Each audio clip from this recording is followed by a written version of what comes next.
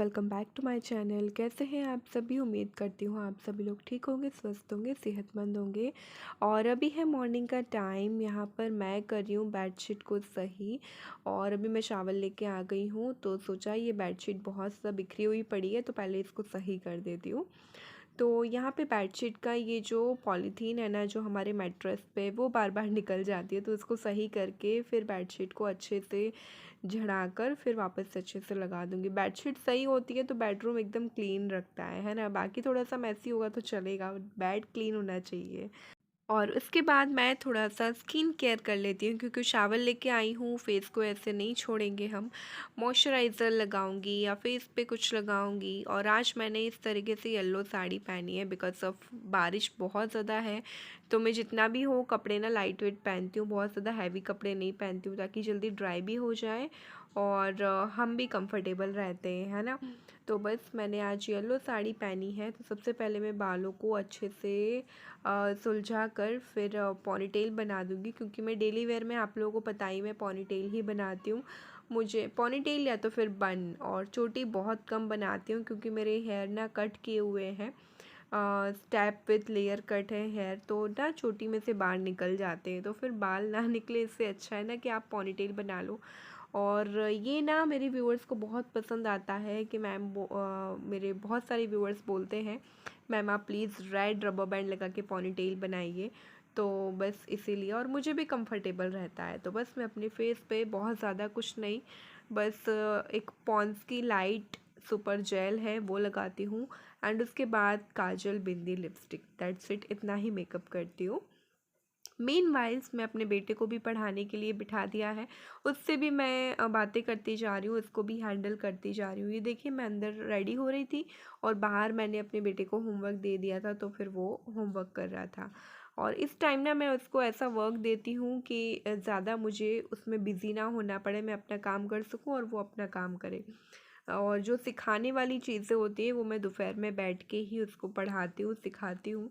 अभी उसने ब्रश कर लिया है, अच्छे से रेडी हो गया है और फिर वो पढ़ाई करने के लिए बैठ गया है।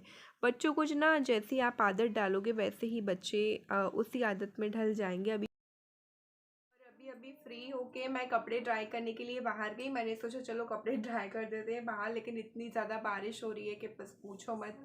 आज सुबह से बारिश हो रही है। बारिश की वजह से मैंने कुछ आंगन भी वगैरह साफ़ नहीं किया, क्योंकि बारिश से ही वैसे ही इतना चिपचिपा है, और मैं पानी डाल के और मैं साफ़ करती तो और ज़्यादा चिपचिपा हो जाता। इससे अच्छा है बारिश से ही धुल जाने दो आंगन, फिर बाद में देखते हैं कैसे साफ़ करना है। और अभी बजे हैं, हाँ, अभी सुबह के 9 बज रहे हैं। आज मैं थोड़ी सी लेट हो गई बिकॉज़ अब बारिश हो रही थी, कुछ काम भी नहीं हो पा रहा था, तो सोचा चलो थोड़ा सा लेट उठती हूँ।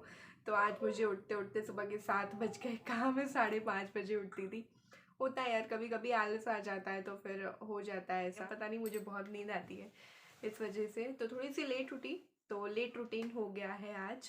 और ब्रेकफास्ट हमारा कंप्लीट हो गया था पहले ही, क्योंकि मैं उठी, मैंने काम वाम किया घर का, जब तक मम्मी ने नहा धो के पूजा भी कर ली थी।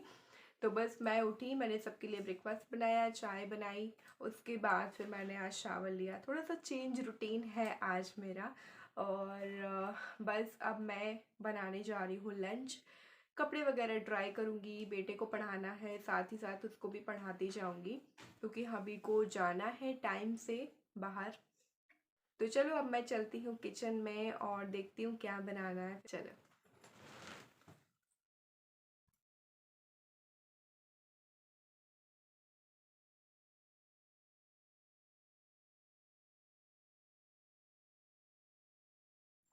बाहर का मौसम अगर मैं आपको दिखाऊं, देखिए बाहर बहुत ज़्यादा बारिश हो रही है। देखिए ये पूरा आंगन नीचे ना गीला हो गया है। जैसे मैं साफ़ करती थी वैसा तो साफ़ नहीं हो पाएगा, शाम को देखते हैं जब बारिश बंद हो जाएगी। और यहाँ पर तैयारी होने लगी है दोपहर के खाने के लिए। तो आज मैं लंच में बनाऊँगी लौकी के कोफ्ते की सब्ज़ी। तो इसके लिए ना सबसे पहले पकोड़े बनाए जाते हैं लौकी के, उसके बाद पकोड़े फ्राई हो जाएं फिर हम उसकी सब्ज़ी बनाएंगे। तो काफ़ी देर लगती है बट बहुत टेस्टी लगती है। थोड़ा सा यूनिक हो जाता है, डेली आप वही सब्ज़ियाँ खाते बोर हो जाते हो, तो आप इस तरीके से कभी बना सकते हो, स्पेशली वीकेंड पे बहुत अच्छा लगता है। और अभी ना मुझे बातें करने का आप लोगों से बिल्कुल भी टाइम नहीं था, तो बस मैंने कैमरा रख दिया था शूट होने के लिए। और बस यहाँ पर मैं जल्दी जल्दी लगी हूँ, क्योंकि एकदम से पता चला कि पापा को जल्दी जाना है बाहर काम से। तो फिर फटाफट से मैंने कहा पापा को बहुत ज़्यादा टाइम नहीं था, तो फिर मैंने जल्दी जल्दी कोफ्ते बनाए। मैंने कहा बाद में आपसे बातें करूँगी या तो फिर वॉइस ओवर कर दूँगी। तो यहाँ पर देखिए लौकी के कोफ्ते बनाने के लिए लौकी को क्रश कर लेना है पील करके, उसमें बेसन डालना है ताकि अच्छे से बॉन्ड हो जाए, जो हम बॉल बनाए पकौड़े बनाए अच्छे से बन जाए। थोड़ा सा हींग नमक डाल देंगे। आप चाहो तो इस स्टेज पे इसमें थोड़ा सा ऑयल भी ले सकते हो, थोड़ी सी हल्दी भी डाल सकते हो, बट एज सच कोई ज़रूरत नहीं होती है।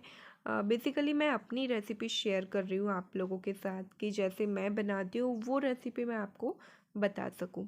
तो यहाँ पर देखिए थोड़ा सा ज़्यादा ऑयल ले लिया है फ्राई करने के लिए, और बस पकौड़े की तरह डाल देंगे। ऑयल थोड़ा सा कुक हो जाए तभी डालिएगा। अगर ऑयल ठंडा होगा, थोड़ा सा भी ठंडा हुआ, तो ये लौकी के पकौड़े हैं साहब बहुत जल्दी चिपक जाते हैं। तो थोड़ा सा हॉट हो जाने दीजिए, उसके बाद अब डालिए। पकौड़ों को डाल के ऐसे ही छोड़ दीजिए, फिर बाद में निकाल लीजिए, अच्छे से फ्राई हो जाए फिर। और इसके बाद सेम कढ़ाई में मैंने ले लिया था ऑयल, तो बचा ही हुआ था, उससे बची हुए ऑयल में जीरा प्याज हल्दी और हरी मिर्च काट के डाल दी। प्याज भुन गई, फिर मैंने मसाला डाल दिया, और अच्छे से मसाला भुन जाने के बाद कोफ्ते डाल के सब्ज़ी बना लेंगे। और ये रेसिपी मैं ऑलरेडी आप लोगों के साथ बहुत बार शेयर कर चुकी हूँ, सो इसलिए मैंने बहुत डीपली नहीं बताया, क्योंकि होता है यार बार बार वही रेसिपी शेयर करो ना, तो आप लोग भी बोर हो जाते होंगे, मैं समझ सकती हूँ। तो बस यहाँ पर मेरी बन रही है सब्ज़ी। मीनवाइल्स मैंने आटा गूँथ लिया था और बच्चे को भी नहला दिया था। ऐसे ही छोटी मोटी ना काम चलते रहते हैं, जो हर काम नहीं बता सकते ना, क्योंकि हर काम बताने के लिए ना एक शूट करने के लिए फिर वापस से सेटअप लगाओ, फिर वहाँ से उठाओ, तो प्रॉब्लम होती है। तो इतना सारा काम मैं नहीं बता पाऊँगी, बट जितना पॉसिबल होता है मैं आपको बताती हूँ। और बस आटा मैंने मीनवाइज गूँथ लिया था जब मैं सब्ज़ी बना रही थी, और बस उसी के साथ साथ यहाँ पर मैं रोटियाँ भी बनाने लगी हूँ। पापा जी आ गए हैं नहा धो के, तो उनको खाना रेडी मिला था। तो यही होता है जब जल्दी जल्दी होता है ना, तो जल्दी जल्दी काम करने में थक तो जाते हैं, बट जल्दी के चक्कर में आप भी जल्दी फ्री हो जाते हो, ऐसा ही होता है। तो बस मैं रोटियां बना लूँगी और हम लोग लंच करने के बाद आपसे मिलते हैं।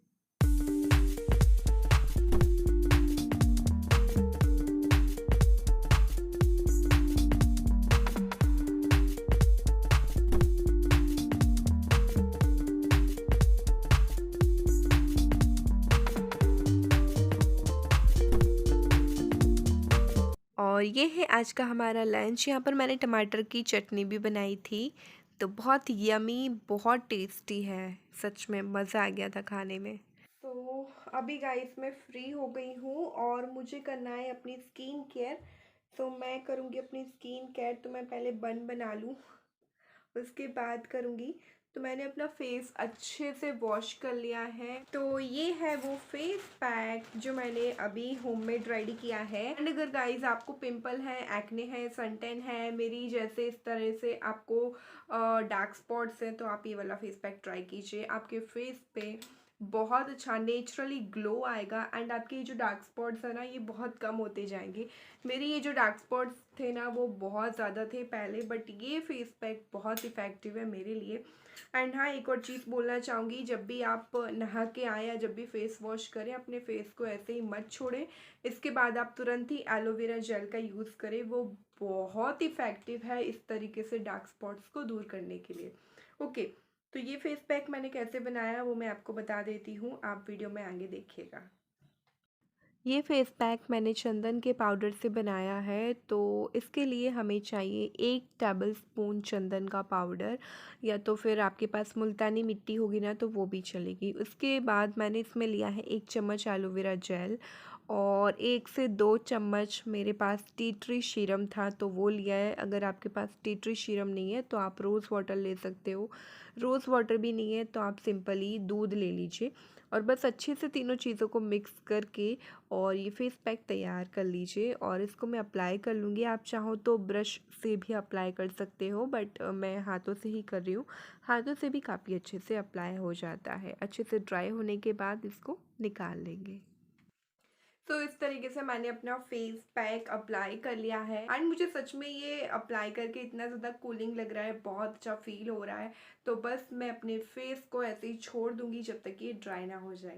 तो गाइस मेरा फेस पैक ड्राई होके और मैंने अच्छे से वॉश कर लिया है एंड आप जब भी फेस पैक अप्लाई करके और आप ड्राई करने के बाद जब आप उसको वॉश करें तो एक बात ध्यान रखें, आपको ऐसे ही वॉश नहीं करना है, थोड़ा सा आपको उसको वेट करना है, गीला करना है अपने फेस को एंड फिर आपको इस तरीके से सर्कुलर मोशन में हल्के से रब करते हुए उसको निकाल देना है। तो बस अब मैं अपने मुंह पे लगा लूँगी मेरा फेवरेट सीरम, ये गुड वाइब्स का है।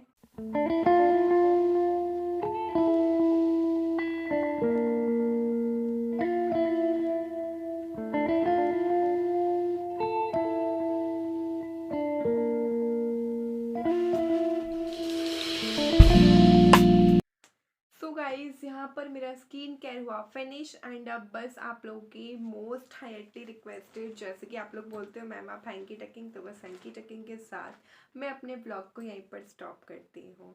मिलते हैं नए ब्लॉग में, जब तक के लिए खुश रहिए, पॉजिटिव रहिए, हेल्दी रहिए। ब्लॉग एंड नहीं हुआ है, हैंकी टकिंग देख के जाइएगा।